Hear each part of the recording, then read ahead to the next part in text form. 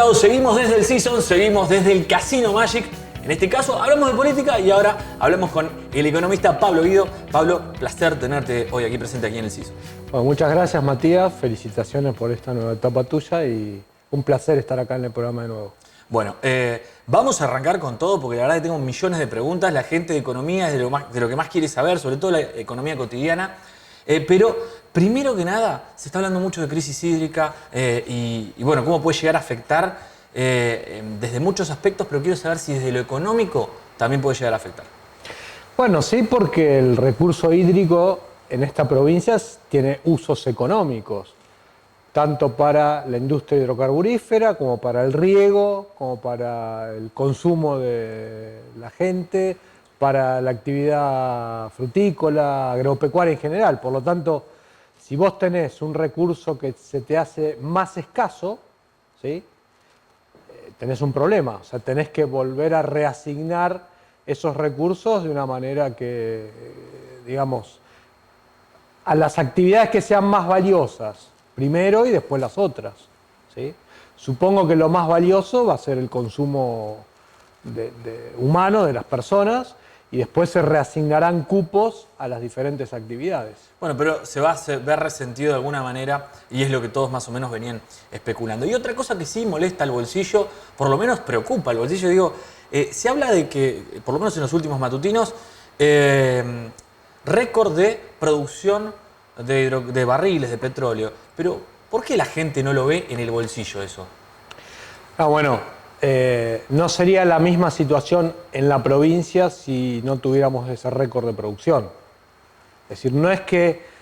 Lo que pasó, Matías, fue lo siguiente. El año pasado, fundamentalmente, en los primeros 6 meses del año, o en el segundo trimestre del año pasado, comenzó la pandemia y el encierro. Es decir, no nos dejaron mover a las personas y las actividades se paralizaron o se semi-paralizaron, ¿sí? Eso afectó mucho la actividad hidrocarburífera y por lo tanto la producción bajó. Entonces lo que tenés en este primer semestre de este nuevo año es una recuperación de los niveles de actividad y en el sector petrolero en particular sí tenés un récord de producción, son creo que 200.000 barriles diarios. Un poquito más, sí. Que en los últimos 17 años no se había manifestado ese nivel. Pero eso quizás en el corto o mediano plazo se puede llegar a ver como un beneficio, sobre todo para esta zona, digo, pensando en que en algo le tiene que mover la aguja al ciudadano de a pie. No, ya se está viendo, a ver, en el sector privado, porque todo este récord de producción significa que la actividad tiene un mayor nivel también. Es decir, las actividades de soporte a las operadoras también están en una situación mucho mejor que el año pasado.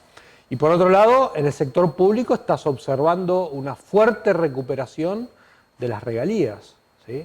Las regalías de este semestre, primer semestre, están alrededor de 90-92% por encima del semestre del año pasado. Es una enormidad, en términos monetarios, ¿no? Pensando que la inflación fue del 50%. O sea, estás muy por encima del incremento de los precios. O sea, tenés...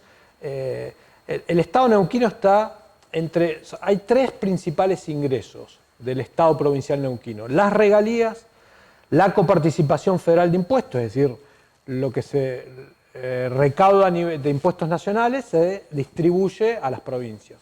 Y la recaudación provincial, ¿sí?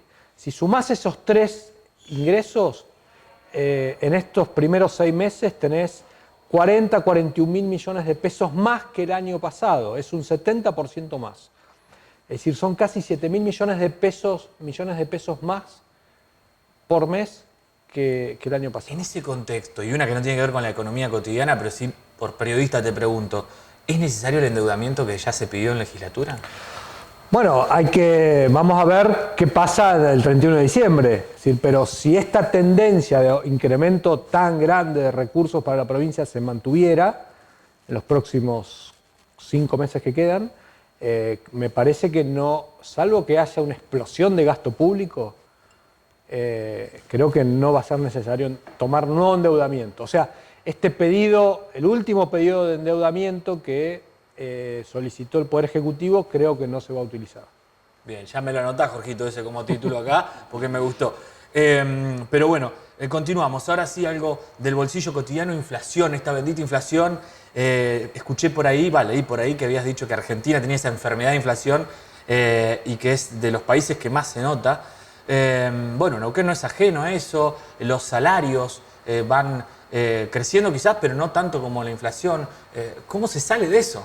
A ver, el problema de la inflación argentina no es de ahora, ni de los últimos 4 años, ni de los últimos 20 años. El Banco Central de la Argentina se creó en 1935.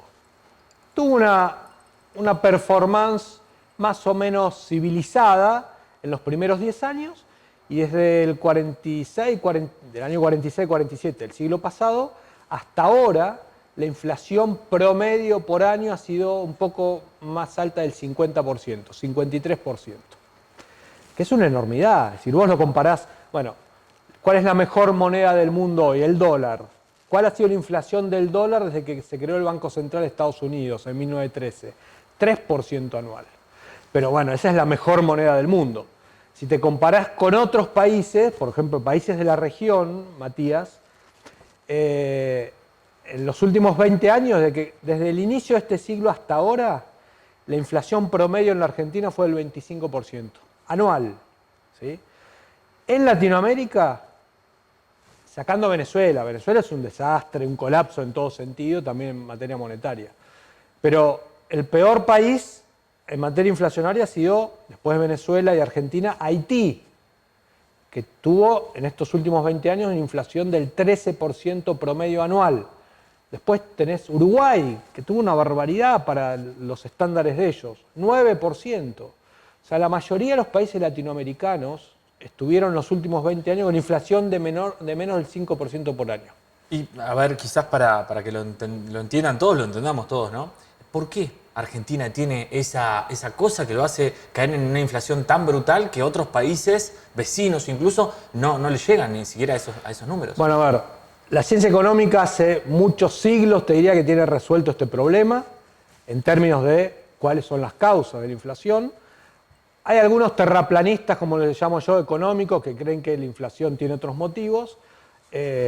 Claro, porque es decir, parecería que nosotros nos agarramos todas las pestes, ¿no? El tema de los oligopolios, la inflación de costos, la inflación estructural, esos son todos disparates para no dedicarse a solucionar el problema.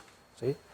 Y el problema es, Matías, que la inflación en realidad lo que se está manifestando es que la moneda pierde poder adquisitivo. O sea, el precio del dinero, lo que vos podés comprar con un billete de 100, cada vez es menos. ¿Sí? Son menos bienes. Y le pasa lo mismo que al resto de los productos, es decir, los barbijos, la carne,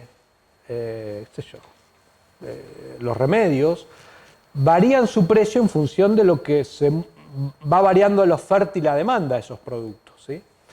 A la moneda le pasa lo mismo. Entonces, ¿por qué el precio de la moneda baja?